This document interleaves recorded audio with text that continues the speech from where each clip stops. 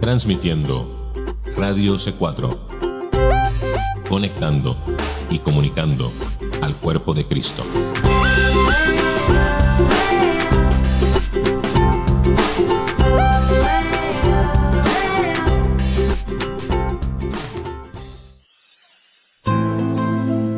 A partir de este momento, Radio C4 presenta Estudiando el Antiguo Testamento con Karina Guidi. Para comunicarte con este programa puedes escribirnos a miradioc4@gmail.com o enviando un mensaje de texto al 239-949-90.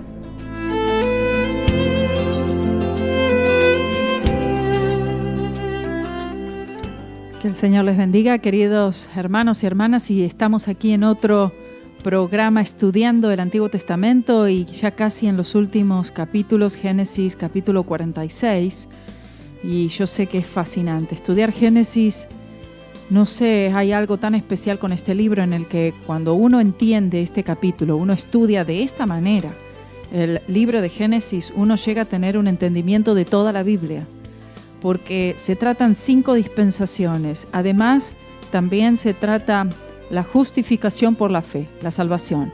Y también se trata extensamente la doctrina de la santificación por la fe con Jacob. Por eso aquí tenemos tanto y sería tan provechoso que usted pueda darle esto a otros. Justamente hoy acabo de terminar la paginación del comentario completo de Génesis y no va a quedar tan extenso como pensaba. He tratado de condensarlo bastante y unas 318 páginas va a quedar este estudio para que aquellos que lo quieran impreso, tienen que pedirlo. Y aquellos que lo quieran también en una pen drive, también tienen que pedirlo. Así que aquellos que quieran hacer eso, por favor, se ponen en contacto conmigo, ¿sí? O con la iglesia. Y con esto entonces seguimos en Génesis capítulo 46, versículos del 1 al 7, y dice así la palabra de Dios.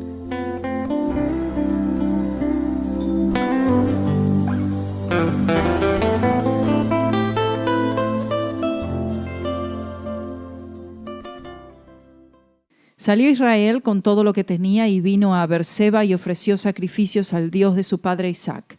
Y habló Dios a Israel en visiones de noche y dijo: Jacob, Jacob. Y él respondió: heme aquí.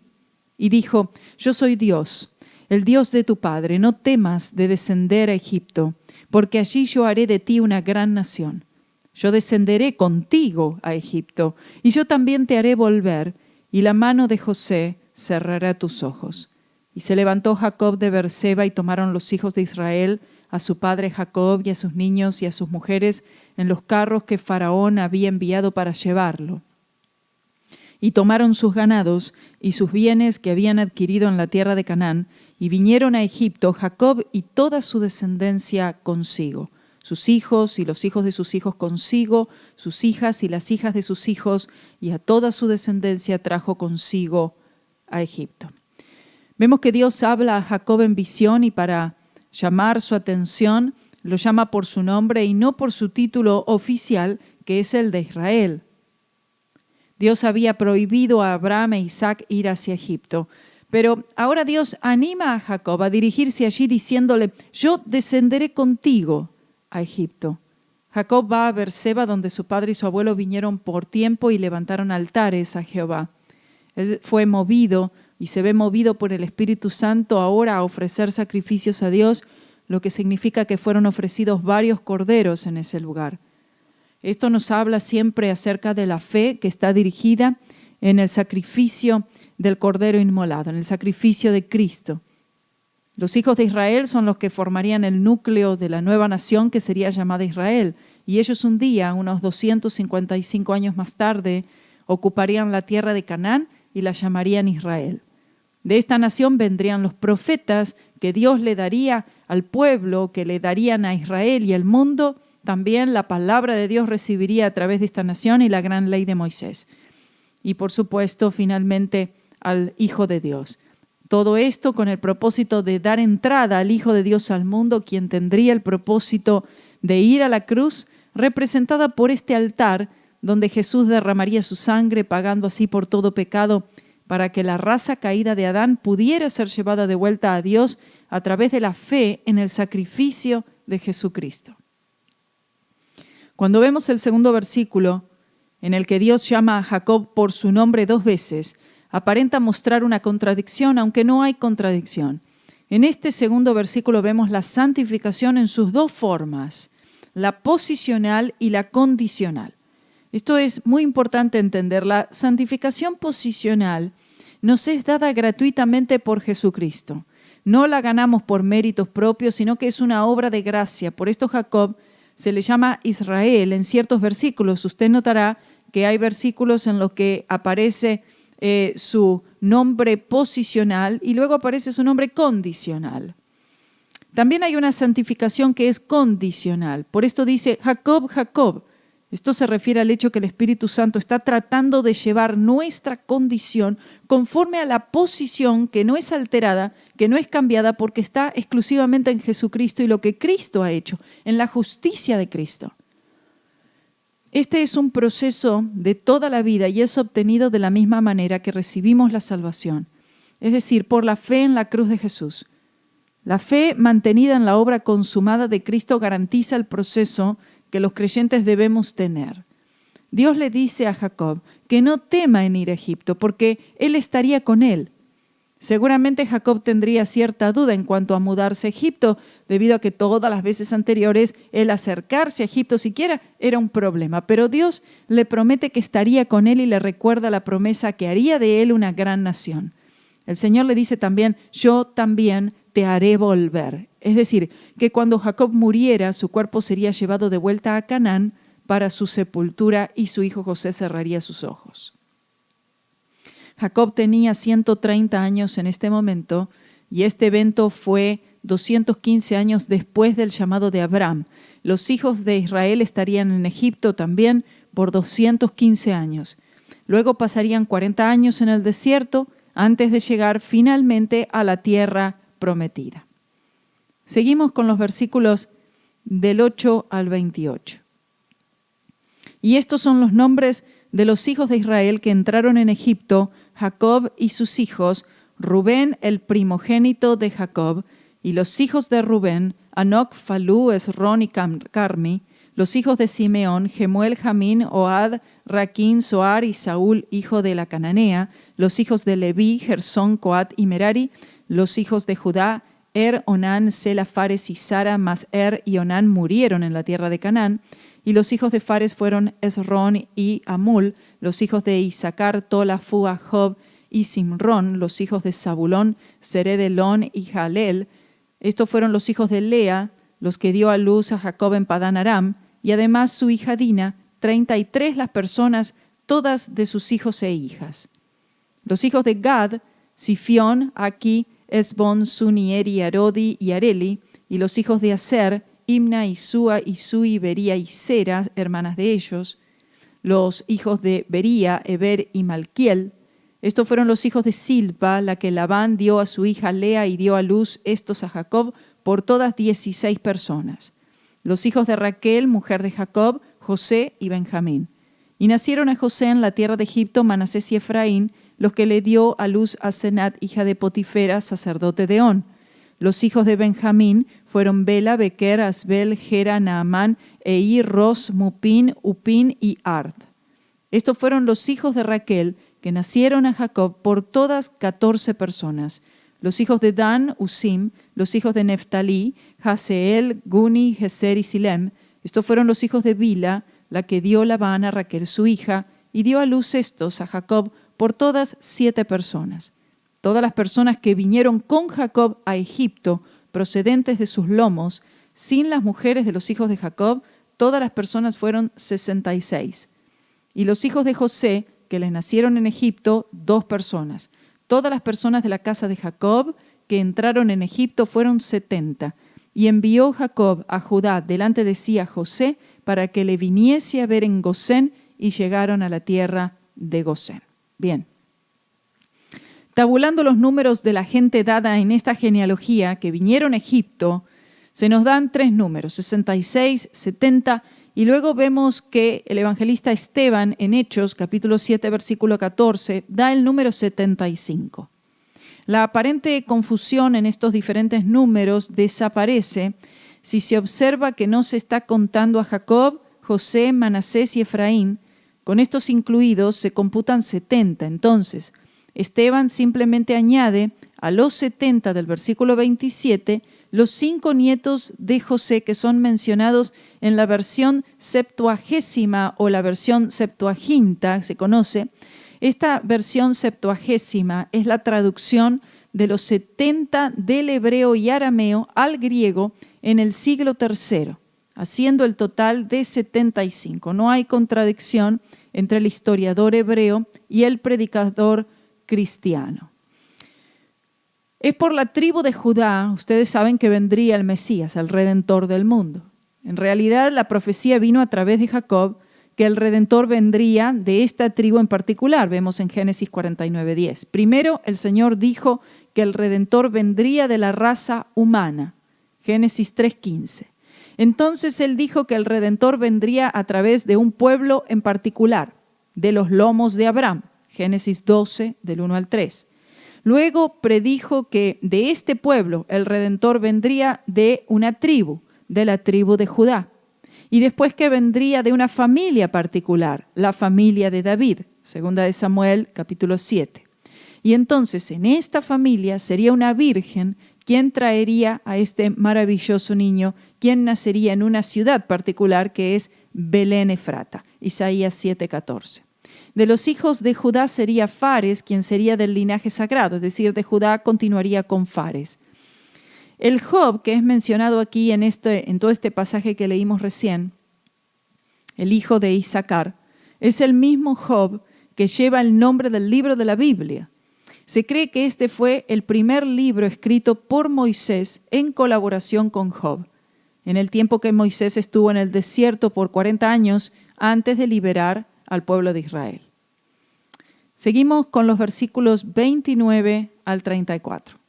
Y José unció su carro y vino a recibir a Israel su padre en Gosén, y se manifestó a él, y se echó sobre su cuello y lloró sobre su cuello largamente. Entonces Israel dijo a José: muera yo ahora, ya que he visto tu rostro y sé que aún vives.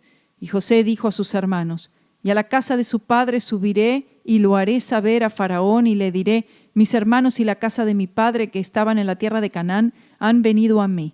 Y los hombres son pastores de ovejas, porque son hombres ganaderos, y han traído sus ovejas y sus vacas y todo lo que tenían. Y cuando Faraón os llamare y dijere: ¿cuál es vuestro oficio? Entonces diréis: hombres de ganadería han sido tus siervos desde nuestra juventud hasta ahora, nosotros y nuestros padres, a fin de que moréis en la tierra de Gosén, porque para los egipcios es abominación todo pastor de ovejas. José se encontrará con su padre en gran esplendor y gloria.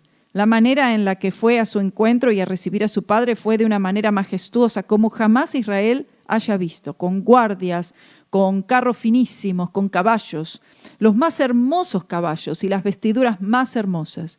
Esto muestra la manera en la que Israel se encontrará con Cristo en su segunda venida en toda gloria y esplendor. La evidencia es que Jacob y su familia fueron al área llamada Gosén por un corto tiempo, no se sabe cuánto, y esta debió ser un área muy cerca del Cairo moderno. Dice que cuando José llegó a la presencia de Jacob, lo abrazó y lloró sobre su cuello. José tenía 17 años cuando lo vio a su padre por última vez y ahora tenía 38 o 39 años.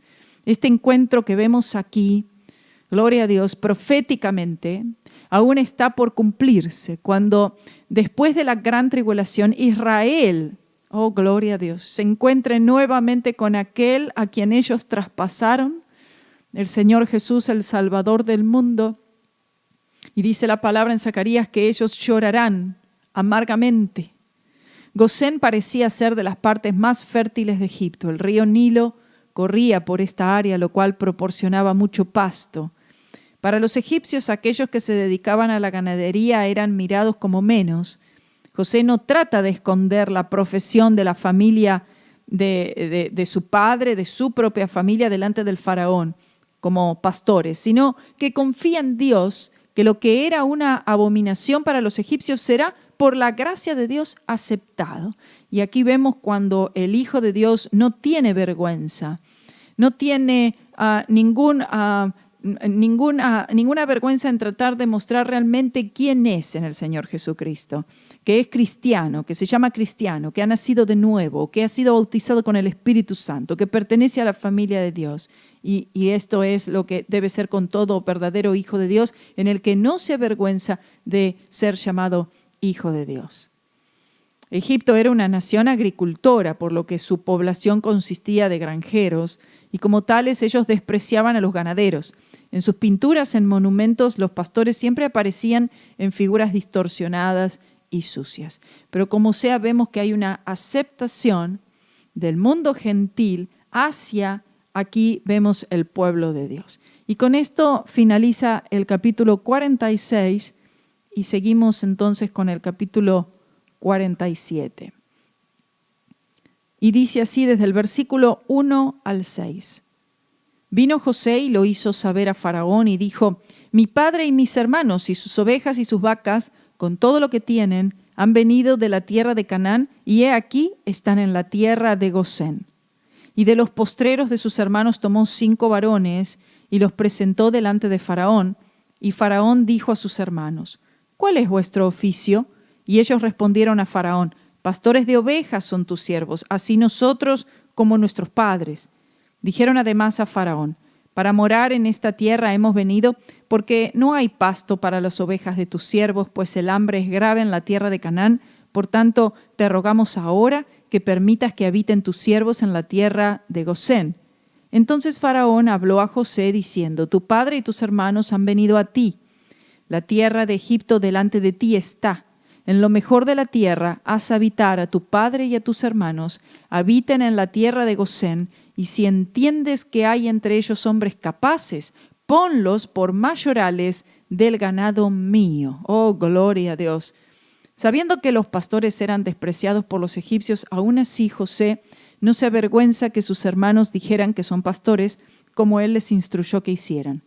De la misma manera el Señor Jesús no se avergüenza de nosotros, que hemos creído en Él.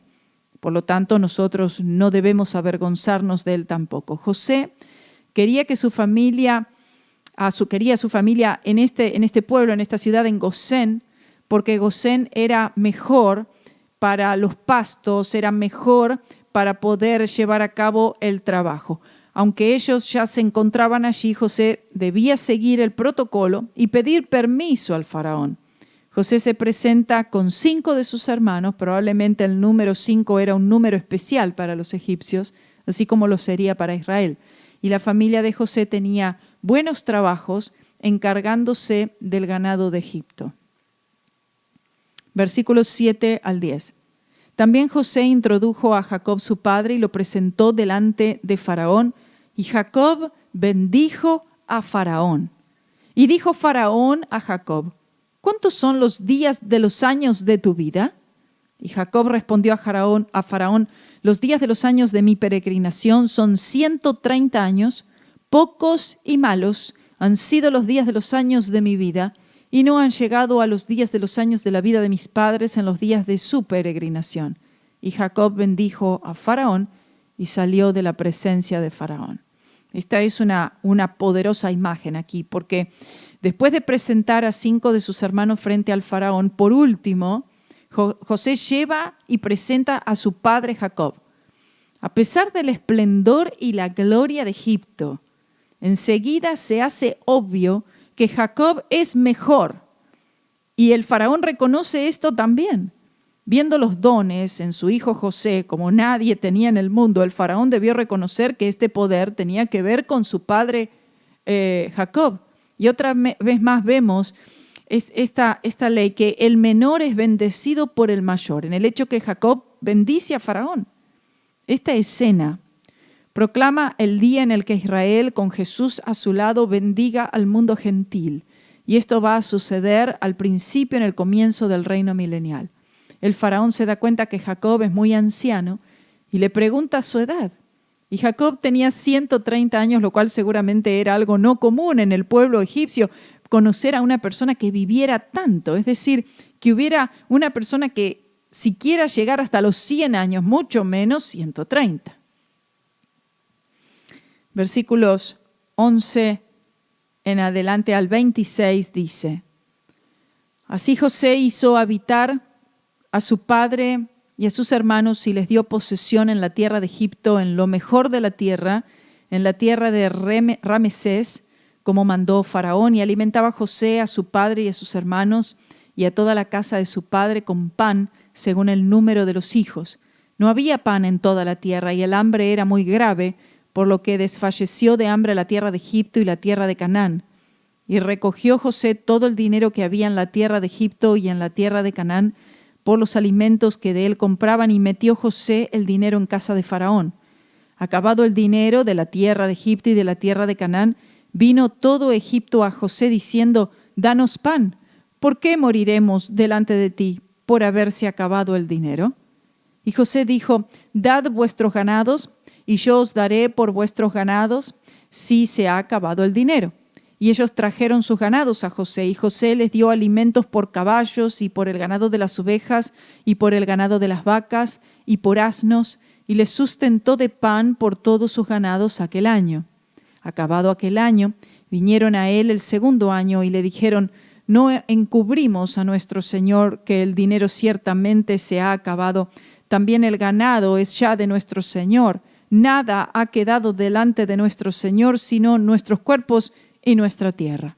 ¿Por qué moriremos delante de tus ojos así nosotros como nuestra tierra? Cómpranos a nosotros y a nuestra tierra por pan, y seremos nosotros y nuestra tierra siervos de Faraón, y danos semilla para que vivamos y no muramos, y no sea asolada la tierra. Entonces compró José toda la tierra de Egipto para Faraón, pues los egipcios vendieron cada uno sus tierras, porque se agravó el hambre sobre ellos y la tierra vino a ser de Faraón. Y al pueblo lo hizo pasar a las ciudades, desde un extremo al otro del territorio de Egipto. Solamente la tierra de los sacerdotes no compró, por cuanto los sacerdotes tenían ración de Faraón, y ellos comían la ración que Faraón les daba, por eso no vendieron su tierra.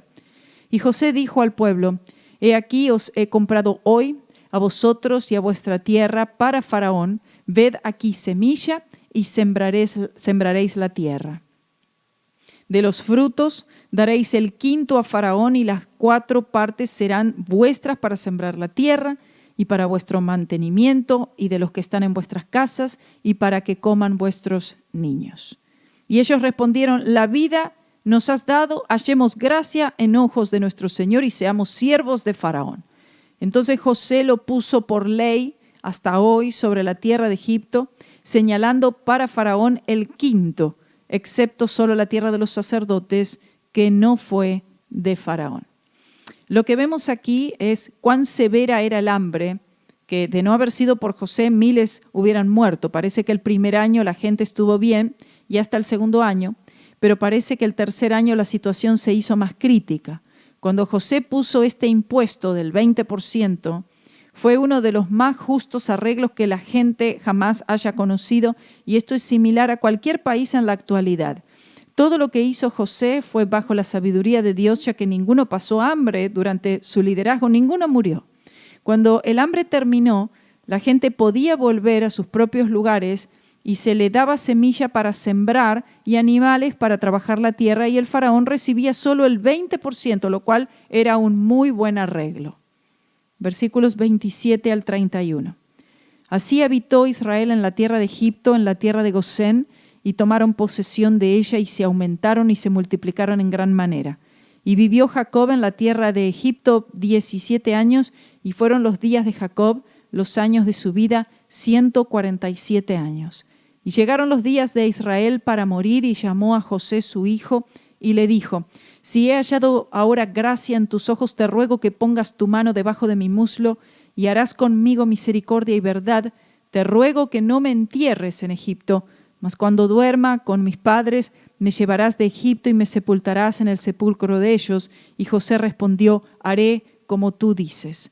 E Israel dijo: Júramelo. Y José le juró. Entonces Israel se inclinó sobre la cabecera de la cama. Vemos que la nación es llamada Israel por primera vez. Así débil como estaba su cuerpo e imperfecta su fe como la de todos es imperfecta, aún así Jacob estimaba la tierra de Dios, la tierra de Canaán y las promesas conectadas con ellas. Y entonces él deseaba que volviera él allí a esa tierra, porque era superior a Egipto, aún con toda la gloria y esplendor de Egipto. Porque a pesar de todo lo que tenían ahora en Egipto, de todas maneras este no era su hogar. Después de la muerte de José vendría un faraón que ocuparía el trono, quien no tendría ninguna afección alguna por José o los hebreos, consecuentemente los haría esclavos. Pero si no hubiera sido así, Israel no hubiera querido dejar Egipto. El Señor tiene que permitir muchas cosas negativas en nuestra vida para que nosotros tengamos el deseo de ser libertados y de hacer su voluntad. José vivió unos 17 años en Egipto después de haber llegado a esa tierra y murió a la edad de 147 años.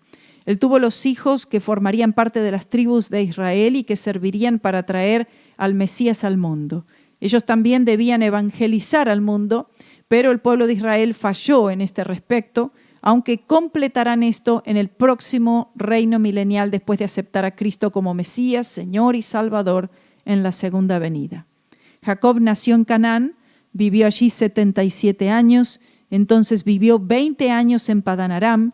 Ahora el patriarca está a punto de morir, pero antes predice el futuro de sus hijos, o más bien de las tribus que él encabeza. Los sentimientos de Jacob en cuanto a Egipto y la tierra prometida deberían ser nuestros sentimientos en cuanto a este mundo y los portales de gloria. Aunque este mundo presente tenga algunas atracciones, así como Egipto era para Jacob y su familia, debemos entender que este mundo presente no es nuestro hogar. Nuestro futuro no está aquí, sino con el Señor de la gloria. No importan las atracciones presentes, hay un mejor país que nos espera en otro lugar y debemos vivir nuestras vidas de acuerdo a esto, con nuestras raíces en las promesas de Dios y no en las atracciones, en los éxitos y en las cosas de este mundo. Con esto terminamos el capítulo 45. Vamos a una pausa y seguimos. Muchas gracias a todos aquellos que ya han hablado de Radio C4 con sus amigos. Saludos una vez más, Mauricio Macarte, para darles las gracias. Muchas gracias a todos aquellos que ya han hablado de Radio C4 con sus amigos, con su familia, que han invitado a través de las redes sociales. Son muchas las personas que le han dado like a nuestra página, pero todavía hay espacio para que más personas se sumen a la familia de Radio C4. Así que no dudes en invitar a alguien más. Diles que vengan a escuchar la invitación, Libre al Fin, Momentos de la Creación, la lectura de la palabra en cualquier momento de la programación. ¿Por qué? Porque estamos conectando y comunicando al cuerpo de Cristo. Esta es Radio C4 y una vez más, muchas gracias por compartir.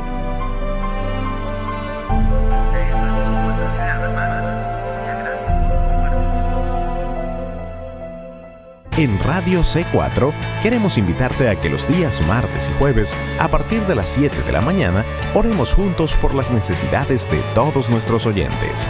Participa de este tiempo devocional enviándonos tus pedidos de oración a comentarios@radioc4.com o llama al 239-900-4990. Creemos en el poder de Dios y en la victoria que Jesús ya ganó en la cruz del Calvario. Así que ya sabes, los días martes y jueves, a partir de las 7 de la mañana, oremos juntos por todas nuestras necesidades. Radio C4, conectando y comunicando al cuerpo de Cristo.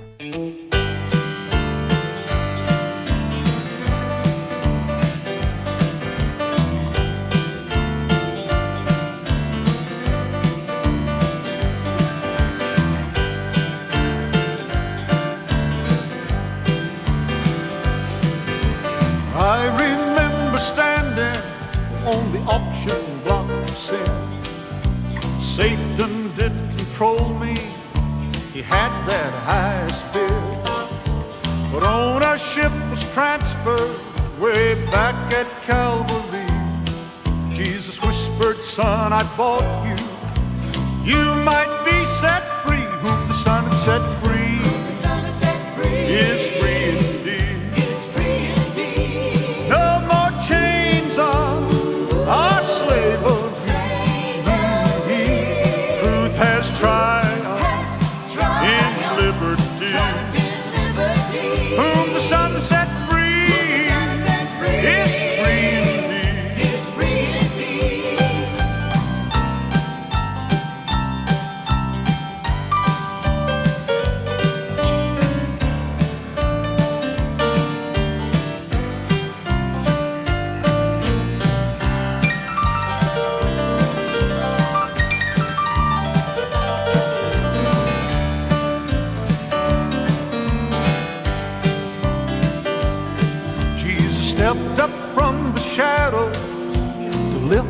out of sin.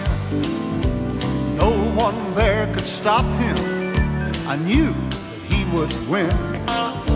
He wrote my name in glory. I might ever live with him forever. Eternal life did give whom the Son set free. Is free indeed. Well, no more chains are slaves in me. Truth has triumphed in liberty. Whom the Son has set free is free indeed. Thank God I'm free. I'm free indeed. No more chains or slavery. Truth has triumphed in liberty. Thank God I'm free. I'm free indeed. Free indeed. Thank God I'm free. Thank God I'm free. Yes, free indeed. I'm free indeed. Well, no more chains are slaves. Truth has triumphed in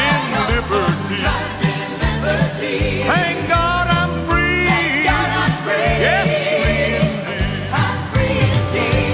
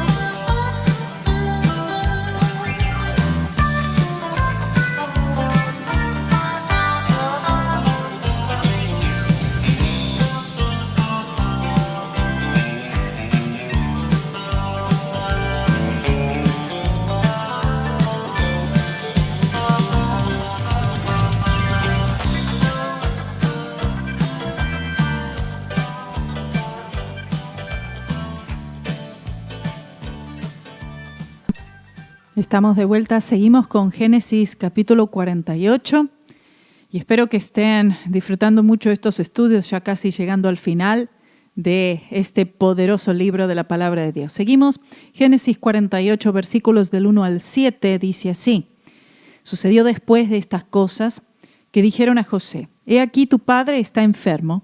Y él tomó consigo a sus 2 hijos, Manasés y Efraín.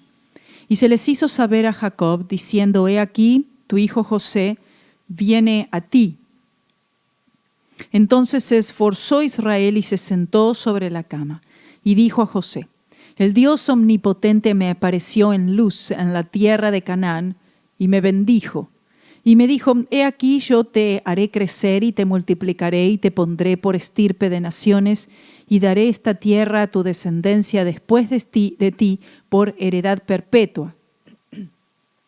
Y ahora tus 2 hijos, Efraín y Manasés, que te nacieron en la tierra de Egipto, antes que viniese a ti a la tierra de Egipto, míos son, como Rubén y Simeón serán míos. Y los que después de ellos has engendrado serán tuyos. Por el nombre de sus hermanos serán llamados en sus heredades. Porque cuando yo venía de Padán Aram, se me murió Raquel en la tierra de Canaán, en el camino como media legua de tierra viniendo a Efrata, y la sepulté allí en el camino de Efrata, que es Belén. Vemos que en Hebreos 11:24 da más luz en cuanto a este hermoso capítulo 48 de Génesis. De hecho, en los capítulos 48 y 49 vemos a Jacob brillando como nunca antes.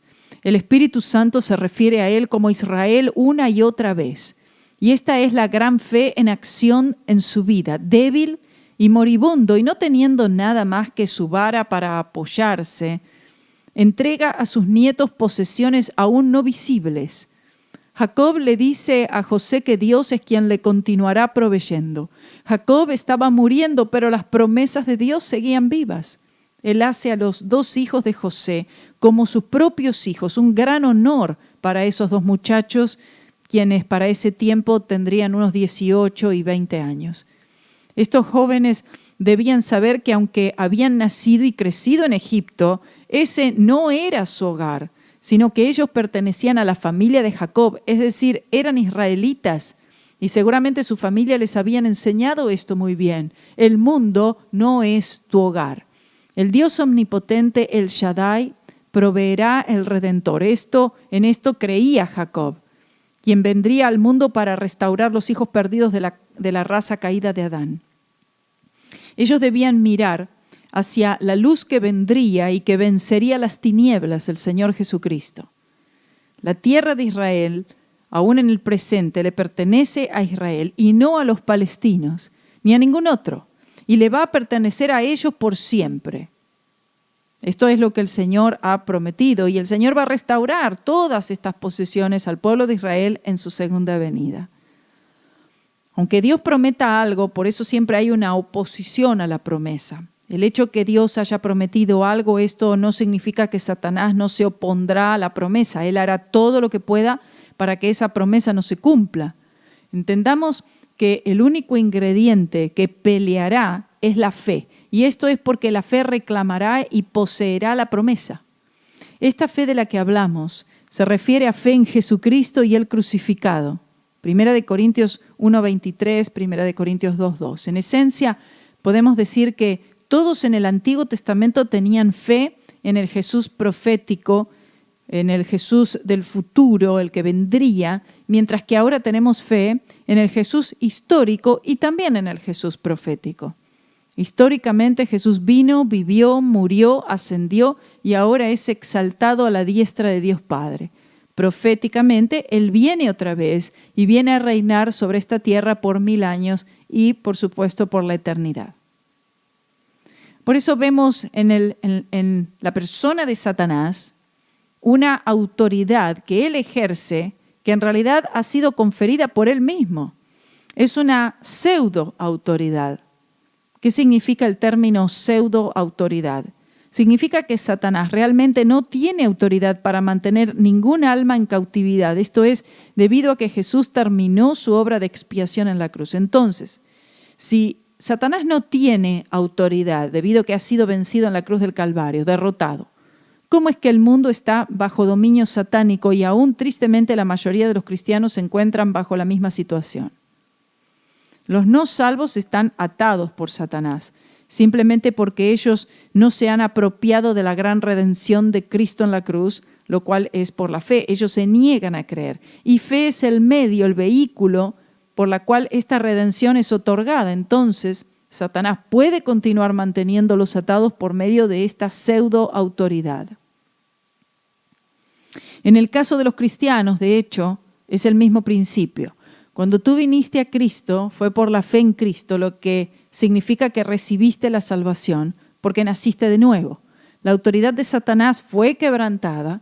Lamentablemente, después de la conversión, muchos, si no la mayoría de los cristianos, debido a la enseñanza errónea, tratan de mantener su salvación por un sistema de obras y por su propio rendimiento, lo que significa que no continúan evidenciando fe en Cristo y la cruz. De hecho, están otorgándole a Satanás una pseudo-autoridad sobre ellos porque su fe está desviada. Recuerda esto, no es la cantidad de fe, sino la calidad de fe. Y la calidad de fe viene conforme al objeto de tu fe, que siempre debe ser la cruz de Cristo. Repetimos, no una viga de madera, sino lo que Cristo hizo allí. Cuando evidenciamos fe en la cruz de Cristo y la mantenemos allí, le robamos a Satanás de cualquier autoridad que él pueda tratar de ejercer sobre nosotros. Jesús ha expiado por todo pecado, mantenido nuestra fe y manteniendo nuestra fe en esa obra consumada de Cristo, hace que Satanás no tenga autoridad sobre nosotros en ese respecto, como vemos en Colosenses 2, 14 y 15. Aquí se mencionan a Efraín y Manasés. Al tomar Jacob estos dos hijos de Jacob como propios, formaría las 13 tribus que eran necesarias, ya que Jacob tuvo 11 hijos. 12 formarían las tribus de Israel y la última sería la tribu sacerdotal. Veamos desde los versículos 8 al 12. Y vio Israel los hijos de José y dijo, ¿quiénes son estos? Y respondió José a su padre, Son mis hijos que Dios me ha dado aquí, y él dijo, acércalos ahora a mí y los bendeciré. Y los ojos de Israel estaban tan agravados por la vejez que no podía ver. Les hizo pues acercarse a él, y él les besó y les abrazó. Y dijo Israel a José, no pensaba yo ver tu rostro, y aquí Dios me ha hecho ver también a tu descendencia. Entonces José los sacó de entre sus rodillas y se inclinó a tierra. Jacob estaba casi ciego y no reconoció a los dos muchachos. El Espíritu Santo se refiere a él como Israel porque lo que él está haciendo aquí es una obra y palabra de fe, algo guiado por el Espíritu. Él los estaba viendo con los ojos de la fe.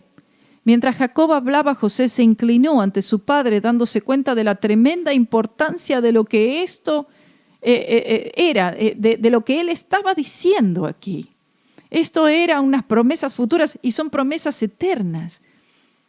Gloria a Dios que aunque hay cosas que ellos no llegaron a ver, no llegaron a disfrutar durante su vida, pero aún así estas promesas de Dios se mantienen firmes.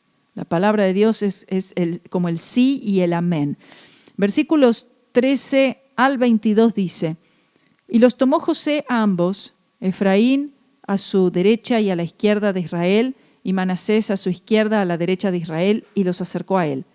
Entonces Israel extendió su mano derecha y la puso sobre la cabeza de Efraín, que era el menor, y su mano izquierda sobre la cabeza de Manasés, colocando así sus manos adrede, aunque Manasés era el primogénito.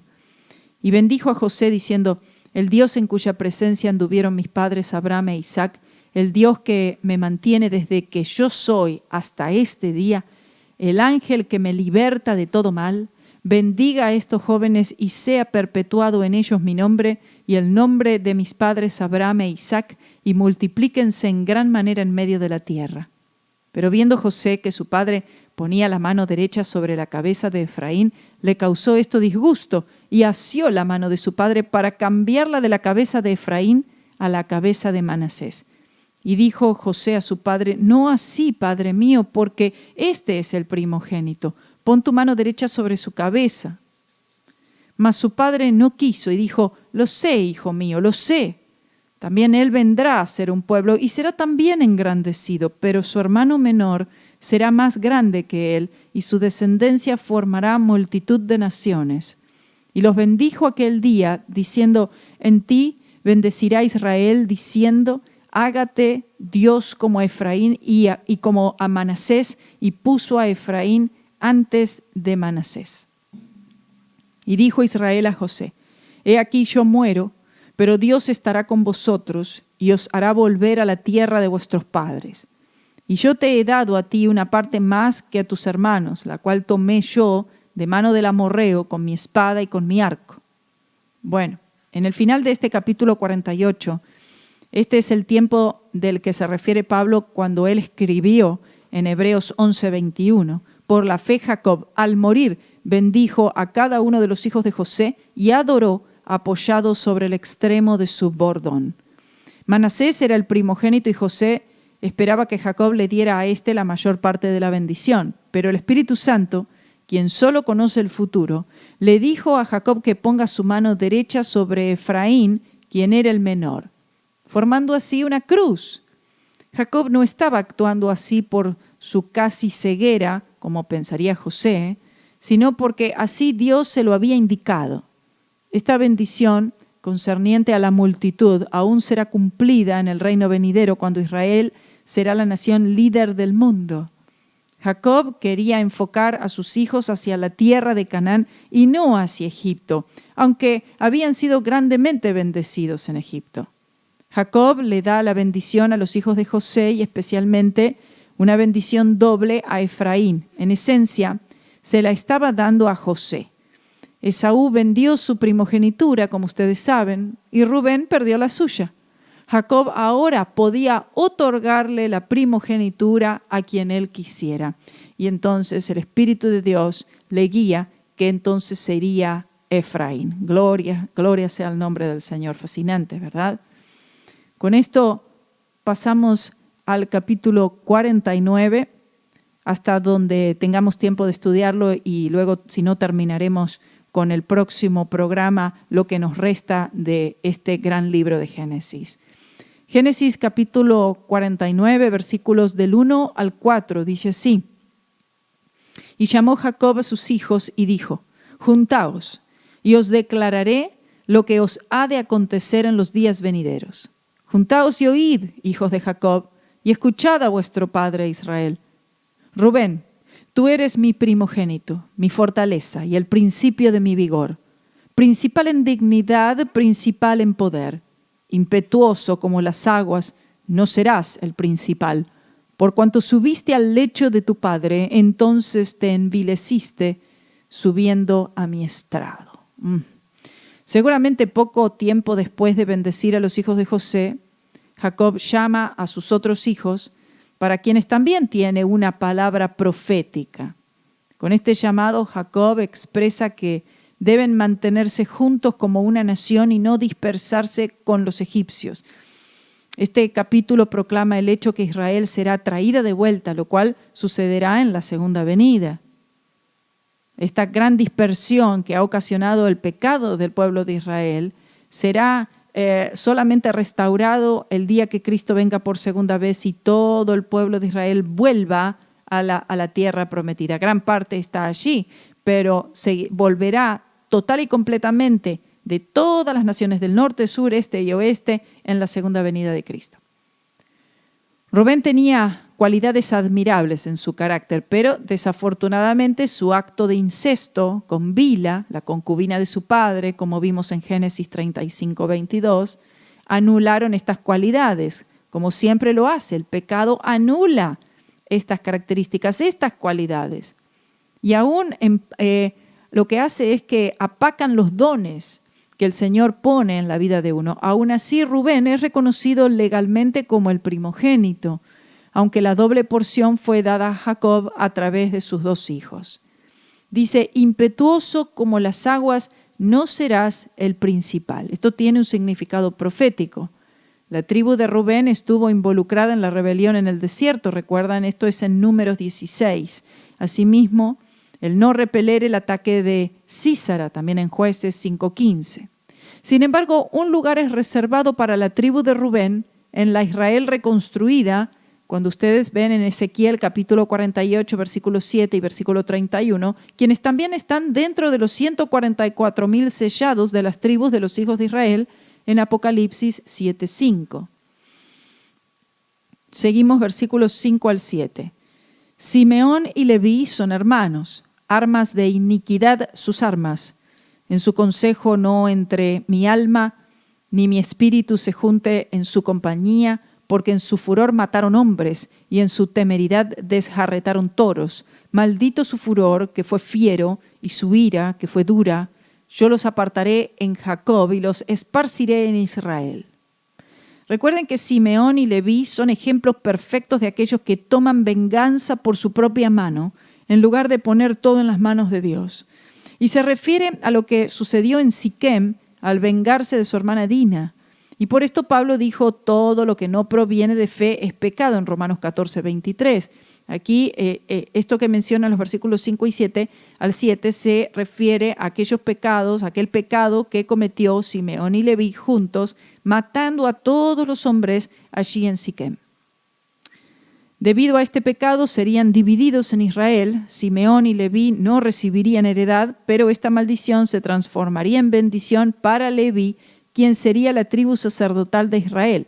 Y Simeón luego entraría en la heredad de Judá, es decir, compartiría la heredad de Judá. De la misma manera, cuando el pecador que cree viene al Señor Jesucristo, la maldición es quitada y se nos da una posesión, una herencia. Esta herencia está en Cristo solamente, nuestro Judá celestial. Ellos, a pesar del pecado, pero luego convirtiéndose al Señor, me refiero a la tribu de Simeón, ellos comparten la heredad de Judá, así de la misma manera como nosotros compartimos la heredad del Señor Jesucristo. Versículos 8 al 12. Judá, te alabarán tus hermanos, tu mano en la cerviz de tus enemigos. Los hijos de tu padre se inclinarán a ti. Cachorro de león, Judá, de la presa subiste, hijo mío. Se encorvó, se echó como león, así como león viejo. ¿Quién lo despertará? No será quitado el cetro de Judá, ni el legislador de entre sus pies, hasta que venga Silo. Y a él se congregarán los pueblos, atando a la vid su pollino, y a la cepa el hijo de su asna. Lavó en el vino su vestido, y en la sangre de uvas su manto. Sus ojos rojos del vino, y sus dientes blancos de la leche. De todas las tribus, Judá era la principal, porque a través de esta tribu el Mesías, el Redentor, vendría. El nombre Judá significa alabanza. Esto es debido a que la tribu de Judá siempre era la que avanzaba primero y siempre en alabanza. Cuando se movían de un lugar a otro en su peregrinación en el desierto, siempre era Judá la que estaba adelante en alabanza al Señor. Y de Judá vendría aquel quien sería el producto de toda alabanza al Señor Jesús. Dice, tu mano en la cerviz de tus enemigos. Esto habla de las victorias que Cristo ganaría sobre Satanás y sobre los poderes de las tinieblas por medio de la cruz, tipificado por los versículos 11 y 12. El versículo 8 también habla de la encarnación y que todos se inclinarán ante Cristo. Esto cuando dice Judá, te alabarán tus hermanos, de la mano en la cerviz de tus enemigos, los hijos de tu padre se inclinarán a ti. Está hablando de que todos alabarán y adorarán al Señor Jesucristo cuando Él venga por segunda vez el pueblo de Israel. Cuando dice en esta frase, cachorro de león, esto se refiere a Cristo, solo Él es el león de Judá. Aquí se lo muestra como un cachorro de león, en el poder de su juventud, absolutamente invencible. Esto representa a Cristo en la flor de su humanidad, lleno del Espíritu Santo y haciendo grandes prodigios. También habla como el león que está a la ofensiva buscando la presa. El cetro, cuando es mencionado un cetro, que el cetro no será removido, nos dice, no será quitado el cetro de Judá. Este cetro aquí mencionado en el versículo 10 se refiere a autoridad y oficio, debido a que sería la tribu de Judá que traería el Mesías y mantendría el cetro de poder hasta que Él viniera. Es decir, que los reyes vendrían a través de la tribu de Judá. Judá debía mantenerse como guardiana de la ley hasta que llegara Silo, es decir, Cristo, quien completaría la ley, cumpliría la ley. El versículo 11 habla de lo que Cristo hizo en la cruz, derramando su sangre para traer fruto. El fruto son aquellos que creen en Él. Mire qué precioso este versículo aquí donde habla acerca de lo que Cristo. Si usted no ve la cruz aquí, mire, dice, atando a la vid su pollino y a la cepa el hijo de su asna, lavó en el vino su vestido, ¿sí? La cruz, y en la sangre de uvas su manto, sus ojos rojos del vino y sus dientes blancos de la leche. Esto habla de lo que Cristo hizo en la cruz, derramando su sangre para traer fruto. Solamente traen fruto aquellos que han creído en Él. El versículo 12 habla de justicia, y esta justicia es posible para que el que cree, aquellos que creen, ¿no?, debido al sufrimiento de Cristo, puedan entonces tener este gozo, esta paz. Y cuando dice sus ojos rojos del vino, esto se refiere a los sufrimientos de Cristo. No tiene nada que ver con alcohol, no. Sus ojos rojos del vino está hablando de los padecimientos de la cruz de Cristo. Quiero que sigamos con el resto de esto, pero vamos a tener que ir posiblemente ya al próximo programa. No nos da tiempo para completarlo, pero vamos a seguir con estas palabras proféticas al resto de los hijos de Israel y luego terminando con el capítulo 50 de este gran libro de Génesis. Gracias y que el Señor les bendiga. We shall see Jesus, just as He is.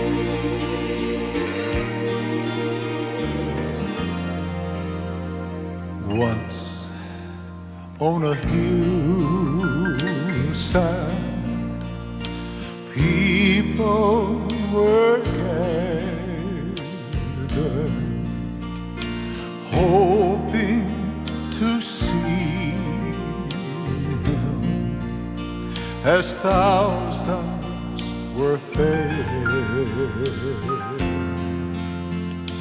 He touched the blind eyes, heal broken spirits,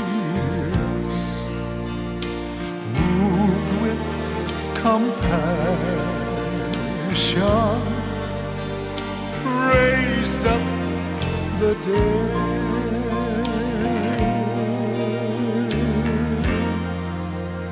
As angels hovered that great day, heaven was silent, watching as Jesus that day was crucified. No one stepped forward to show him mercy. The one who had healed them, yet he loved them as he suffered and died. Oh, but wait a minute now. No longer silent. Angels proclaimed it. Praise God. Jesus was risen. And soon would ascend. Yes, he would. Yes, he would. And then, as he blessed them, hallelujah, he rose up to heaven, praise his name, and gave them this promise to come back again. We shall see Jesus just as they saw him. There is no greater promise than this. Praise God. When he returns in power and glory, we shall see Jesus